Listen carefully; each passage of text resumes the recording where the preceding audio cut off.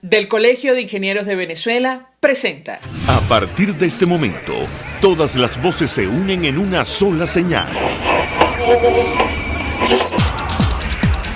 RCR presenta Conexión 750 con María Alejandra Trujillo. Muy buenas tardes, amigos de Radio Caracas Radio. Lo mejor este viernes 4 de septiembre del año 2020. Todo el equipo que trabaja para ustedes a partir de esta hora los saluda. Variada y abundante información que compartir y analizar, como es costumbre la tarde de hoy. Terminando la semana, Estados Unidos emitió sanciones contra 4 funcionarios del régimen venezolano. Indira Alfonso Izaguirre, presidenta del Consejo Nacional Electoral, fue designada por Supremo de Justicia y hoy ha sido incluida en la lista de la OFAC. En redes sociales, el Departamento de Estado y el propio secretario de Estado daban cuenta de esta información. Estados Unidos sanciona a David Eugenio de Lima Salas, Reinaldo Enrique Muñoz Pedrosa, Indira Mayra Alfonso Izaguirre, José Luis Gutiérrez Parra, por sus esfuerzos malignos para socavar la Asamblea Nacional de Venezuela y las elecciones libres y justas. Una elección parlamentaria injusta, no libre, solo profundizará la crisis de Venezuela. Todos los que buscan privar a los venezolanos de un futuro democrático deben considerarse advertidos. Estados Unidos se mantendrá firme contra el autoritarismo. Asume entonces Estados Unidos posición en torno a lo que está ocurriendo en nuestro país. No es la primera advertencia y vamos a conversar al respecto durante la tarde de hoy. El gobierno de Brasil, por su parte, emitía un comunicado contra los representantes del régimen ilegítimo de Venezuela en ese país y la nota decía lo siguiente: el gobierno brasileño ha informado a los representantes diplomáticos, consulares y administrativos del régimen ilegítimo de Venezuela que los ha declarado personas no grata. La declaración de persona no grata, instrumento jurídico ampliamente reconocido y utilizado en relaciones internacionales, es una prerrogativa que tienen los estados para indicar que un representante oficial extranjero ya no es bienvenido como tal en su territorio, confiriendo al país que lo envió el representante la prerrogativa de sacarlo del país receptor, y el empleado también puede permanecer en el país receptor sin estatus diplomático o consular o inmunidades y privilegios. Esto ha ocurrido el día de hoy. La comunidad internacional continúa siguiendo muy de cerca lo que ocurre en Venezuela, y esto a pesar de la pandemia de coronavirus que afecta prácticamente a todo el planeta. Insistimos, hablaremos al respecto durante la tarde de hoy. Por cierto, el Tribunal Supremo de Justicia, bajo control oficialista, tomó una decisión que revierte lo ocurrido con el partido Primero Justicia y da cuenta de cómo se manejan las cosas en los tribunales, lamentablemente, en nuestro país. Primero Justicia hoy, en un comunicado, reiteraba su decisión de no participar en el legítimo proceso electoral convocado para el 6 de diciembre de 2020 por no existir condiciones electorales y por los riesgos asociados al COVID-19. Ellos más adelante hacían referencia a esta decisión del día de hoy del TSJ de Maduro sobre los símbolos y autoridades partidistas. Ratificamos, decían, que ello en nada cambia nuestra situación institucional. Primero Justicia seguirá siendo un partido al servicio del pueblo de Venezuela y la democracia. Expresamos profunda preocupación por la crisis unitaria que atraviesa la oposición y hacemos voto por retomar la unidad de propósitos en torno a un único objetivo, que es recuperar la democracia. Hablaremos al respecto durante la tarde de hoy. Por cierto, se ha abierto una discusión porque le advierten a los justicieros o activistas de esa organización que opten por una ruta política distinta a la adoptada por Primero Justicia y se postulen como candidatos, que estarán tomando la decisión de colocarse al margen de la militancia. Muchos aseguran que esto no incluiría técnicamente al exgobernador Enrique Capriles. Hablaremos al respecto durante la tarde de hoy. Un dato: Amnistía Internacional emitió informe donde evidencia lo ocurrido con el capitán Rafael Acosta Arévalo. El informe denominado Morir ante un juez, detención arbitraria, desaparición forzada, tortura y muerte de Rafael Acosta Arévalo. Amnistía Internacional publica nuevos hallazgos sobre el caso que ponen en duda la versión oficial de los hechos y demuestran la mortífera política de represión del gobierno de Nicolás Maduro para silenciar la disidencia. Así dice el documento publicado el día de hoy. Esto es Conexión 750, comenzamos.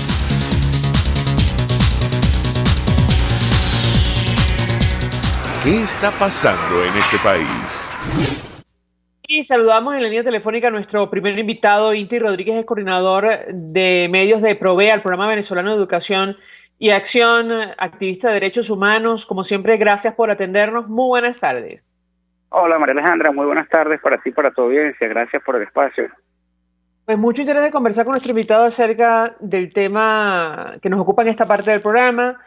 Nos referimos a las recientes excarcelaciones, incluyendo la del dirigente sindical Rubén González, por quien ustedes hicieron votos desde hace bastante tiempo, y lo que está ocurriendo o puede pasar con el FAES en materia de seguridad. Iniciaría a partir de las recientes excarcelaciones. ¿Qué puede decirnos? Bueno, desde luego que nos emociona muchísimo que las personas que se encontraban injustamente privadas de libertad, entre ellas Rubén González, se encuentren hoy día con su familia, estén en libertad, ¿no? Estas personas que nunca debieron estar presas, que nunca debieron haber sido privadas de libertad, digamos, reflejan cómo en Venezuela se ha extinguido el Estado de Derecho y cómo el sistema de justicia y los cuerpos policiales son empleados para perseguir, para criminalizar a la disidencia política. Más allá, exigimos que todas las personas que se encuentren privadas de libertad por razones políticas sean liberadas inmediatamente, porque no hay ninguna razón para mantener a estas personas tras las rejas, ¿no? Nos complace muchísimo que, bueno, particularmente en el caso de Rubén González, este trabajador quien ha sido encarcelado en 2 oportunidades. Hay que recordar que en tiempos de Hugo Chávez también permaneció más de 1 año en prisión. Este trabajador que lo único que ha hecho es demandar beneficios, demandar derechos para sus trabajadores, sus compañeros trabajadores de Ferrominera del Orinoco. Nos complace muchísimo que hoy día esté en la calle, que hoy día esté junto a sus compañeros de trabajo nuevamente asumiendo la agenda de lucha, ¿no? Hay 2 trabajadores de Ferrominera que están detenidos, entre ellos el trabajador Rodney Álvarez, quien tiene más de 9 años privado de libertad en la cárcel del Rodeo.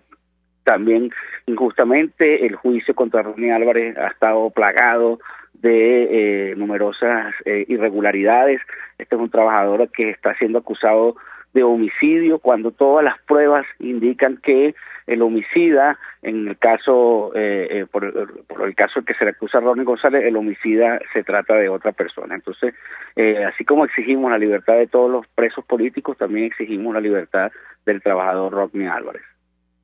Bueno, yo tengo que preguntarle a nuestro invitado, y lo hemos conversado con otros activistas de derechos humanos, acerca de la cantidad de violaciones de derechos humanos en torno a estas personas que hoy por fortuna recuperan su libertad. El caso de Rubén González es uno de los emblemáticos, no solo sometido a justicia militar, sino que su familia sufrió graves agresiones. De hecho, él cuenta en una entrevista que su nuera perdió un embarazo producto de la acción de los cuerpos de seguridad. Yo le pedí un comentario en torno a este tema. Sí, contra estas personas se cometen múltiples violaciones de derechos humanos, no solamente la privación ilegítima de la libertad, como bien nos señalaba Rubén González, su familia fue agredida durante los días previos a su encarcelamiento. Hay que recordar también que Rubén fue sometido a situaciones de tratos crueles, inhumanos y degradantes, toda vez que se le negó en muchas oportunidades el acceso a medicinas, el acceso a atención de salud, y eso constituye una situación de trato cruel, inhumano y degradante. Pero quizá uno de los casos que más impactó a la opinión pública, que es el del diputado Juan Requesens, este lamentable video que se divulgó a través de los medios de comunicación, sobre todo los medios de comunicación estatales, donde lamentablemente se exponía al diputado Requesens a una situación, digamos, de escarnio público, lo cual constituye también una situación de trato cruel, inhumano y degradante. Sin mencionar, por supuesto, María Alejandra, los cientos de casos de denuncias de torturas cometidas contra presos políticos. Los casos más emblemáticos, sin duda alguna, son los de Fernando Albán y del capitán Rafael Acosta Arévalo. Entonces, una situación permanente donde se violan múltiples derechos humanos contra las personas privadas de libertad, en este caso por razones políticas, pero lamentablemente es una situación sistemática y generalizada que se comete a diario contra todas las personas privadas de libertad por cualquier razón en nuestro país. Antes de seguir conversando acerca de estas violaciones de derechos humanos, yo le voy a pedir a mi equipo, acabo de retuitear en mis redes sociales, está el testimonio de Rubén González contando esto que estamos discutiendo con nuestro invitado Inti Rodríguez. Él, en esta declaración, insisto, está en le comento a mi equipo en mi Twitter, @marialete1 en número. Él, porque me gustaría compartirlo, bueno, de su voz con la audiencia. Él cuenta que efectivamente él sufrió agresiones durante su cautiverio por parte de efectivos de la Guardia Nacional. Él cuenta lo que hemos dicho, que entraron a su casa sin orden de allanamiento, rompieron las paredes, golpearon a su yerna embarazada y sus dos nietos murieron. O sea, es decir, yo le pedí un comentario al respecto porque Provea ha promovido esto de la comisión de investigación, y me corregirá si me equivoco, de Naciones Unidas, para que vaya mucho más allá de incluso lo que ya refleja o ha venido reflejando la alta comisionada de derechos humanos sobre las circunstancias, lo que está ocurriendo en nuestro país. ¿Qué puede decirnos? Sí, son dos aspectos que hemos venido trabajando junto a otras organizaciones de derechos humanos, es brindar información permanente de lo que está ocurriendo en el país a las relatorías de Naciones Unidas. Por ejemplo, en el caso de Rubén González, en su momento se informó al Grupo de Trabajo sobre Detenciones Arbitrarias de Naciones Unidas, se informó también a la Organización Internacional del Trabajo. Ambos espacios, ambos mecanismos elevaron su queja ante el Estado venezolano, pidiendo información, pidiendo la libertad de este trabajador, y también se mantiene comunicación permanente con la oficina de la Alta Comisionada para los Derechos Humanos, Michelle Bachelet, quien ha producido varios informes sobre la situación en nuestro país. Tú mencionabas la misión de determinación de hechos de Naciones Unidas, que es un mecanismo creado por el Consejo de Derechos Humanos para, digamos, develar o responsabilizar de manera individual a las personas que están cometiendo violaciones de derechos humanos en nuestro país. Y por supuesto allí también estamos brindando información permanente, sobre todo en los casos de detenciones como el de Rubén González, pero sobre todo en los casos de ejecuciones extrajudiciales que están ocurriendo en el país, responsabilizando con nombre y apellido a los responsables de las violaciones al derecho a la vida, responsabilizando con nombre y apellido a las personas o a los funcionarios responsables de detenciones arbitrarias, de casos de desapariciones forzadas de personas, y eso es un trabajo que en los próximos meses va a generar importantes resultados, ¿no? Esta misión de determinación de hechos debe, a partir del mes de septiembre, empezar a publicar sus primeros reportes sobre lo que están, los primeros resultados de su trabajo que está haciendo en Venezuela, y eso va a ser muy importante para darle rostro, para ponerle nombre y apellido a los responsables de las violaciones de derechos humanos en nuestro país, ¿no? Ya sabemos que Nicolás Maduro es el principal responsable, pero es importante de esclarecer o determinar cómo funciona la cadena de mando de las violaciones de derechos humanos en nuestro país. ¿Quién, por ejemplo, fue el guardia nacional que agredió a la nuera de Rubén González? ¿Quién, por ejemplo, fue el guardia nacional o el funcionario de la Guardia Nacional que agredió físicamente a Rubén González? Y por supuesto, a partir de allí también exigir la responsabilidad de la cadena de mando completa. Correcto. Vamos a tratar de escuchar, y corrijo, la nuera de Rubén González es la que sufrió estas agresiones y producto de ello perdió a sus bebés nietos de este dirigente sindical. Él cuenta esta situación y lo sacamos a colación porque ayer le preguntábamos a Gonzalo Gimio del Foro Penal Venezolano sobre la supuesta motivación de las excarcelaciones, o una de las motivaciones que tiene que ver con la reconciliación. La pregunta que nos hacíamos es si puede haber un proceso de reconciliación en nuestro país si no hay justicia ante hechos como los que narra a continuación Rubén González. Vamos a escucharlo.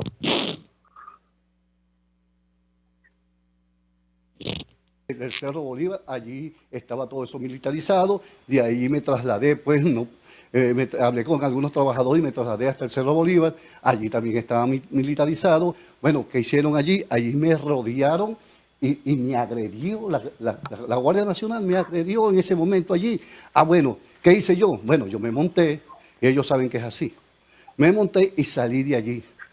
Aquí hicieron, me montaron a 2 personas atrás en la camioneta, y cuando yo entrando a la casa le dije, bájense porque van a entrar a una propiedad privada. Bueno, no se bajaron, entraron a mi casa sin orden de allanamiento, sin nada, sin nada.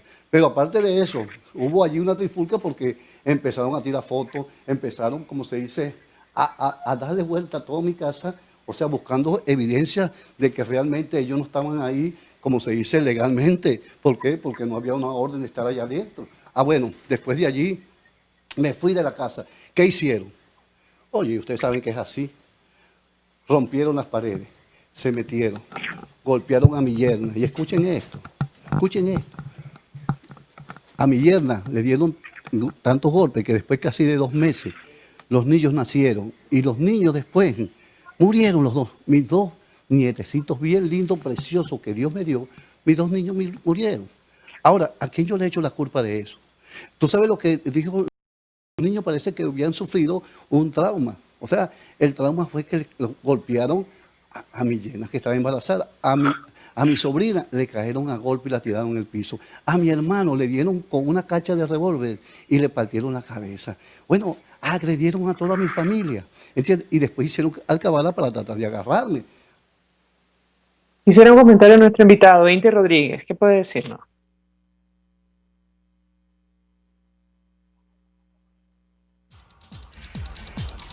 Sí, no sé si perdimos comunicación con Inti Rodríguez de Provea. Inti Rodríguez. No, que estoy. No, le pediría un comentario porque, digamos, es uno de los testimonios que nos ha tocado escuchar de los que resultaron beneficiados, por decirlo de alguna manera, en esta última ronda de excarcelaciones. Quisiera su comentario al respecto porque, bueno, en fin, es una lista de violación a derechos humanos contra este preso político, Rubén González, pero prácticamente contra todo su entorno. ¿Qué puede decirnos?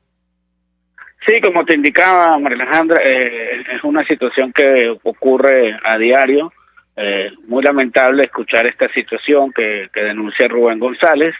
Esta situación donde se generan múltiples violaciones de derechos humanos, no solamente contra, en este caso, la persona que ha sido privada de libertad de forma ilegítima, de forma ilegal, sino también contra su entorno familiar, ¿no?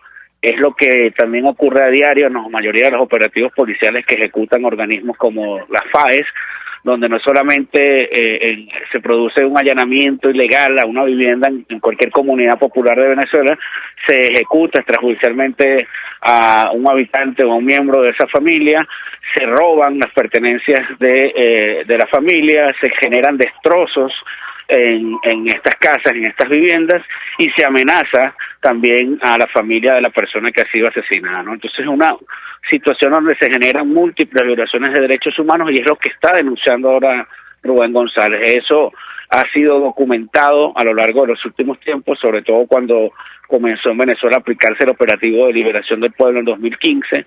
Es una situación que después vimos durante las protestas en 2017, también en 2019, y es una situación que, como te decía, ocurre a diario en el marco de los operativos policiales y militares que se realizan en el país y que también ocurre a diario en el caso de los perseguidos y presos políticos, ¿no?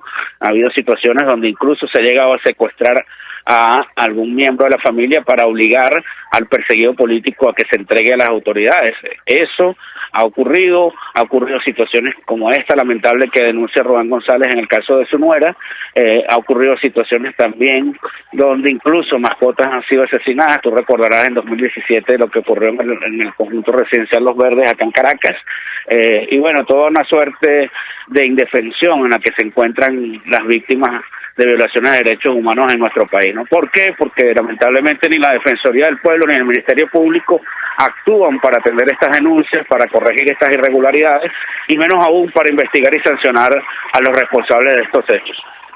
Finalmente, quisiera un comentario de nuestro invitado acerca de la propuesta de incluir a esta Fuerza de Acciones Especiales en la lista de grupos terroristas, como lo ha insinuado el embajador de Estados Unidos para nuestro país. Lo escuchamos. Disculpa que no te escuché bien, María Alejandra. Sí, quería su comentario o su reacción ante la propuesta que ha hecho el embajador de Estados Unidos para nuestro país, James Story, de incluir a este cuerpo de seguridad, las FAES, en la lista de grupos terroristas. ¿Qué puede decirnos?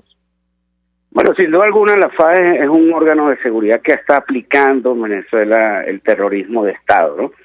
Es un cuerpo que ha sido creado por el gobierno de Nicolás Maduro, es un cuerpo que se está empleando para ejecutar a cientos de venezolanos, para detener arbitrariamente a muchas personas por razones políticas, y es un cuerpo de seguridad sobre el cual la propia alta comisionada de los derechos humanos ha pedido que se disuelva. Nosotros hemos documentado la actuación de la FAE. De hecho, el director actual de la FAE estuvo involucrado en los hechos que condujeron a la muerte del estudiante Basilda Costa en 2014. Es un funcionario señalado de cometer graves violaciones de derechos humanos, y todos los funcionarios, la mayoría de los funcionarios de este cuerpo de seguridad practican a diario el terror de Estado contra los venezolanos, el principal brazo ejecutor del terrorismo de Estado en Venezuela. Por supuesto, nosotros nos apoyamos muchísimo en la documentación que está haciendo la alta comisionada Michelle Bachelet, en el trabajo que está haciendo la misión de determinación de hechos, porque creemos que a partir de allí es que pueden determinarse las responsabilidades individuales y las responsabilidades de la cadena de mando de la Fuerza de Acciones Especiales sobre las violaciones de derechos humanos que está cometiendo a diario. Inti Rodríguez, gracias, como siempre, por atendernos y acompañarnos, coordinador de medios de Provea, el programa venezolano de Educación y Acción. Vamos a la pausa, al regreso venimos con más.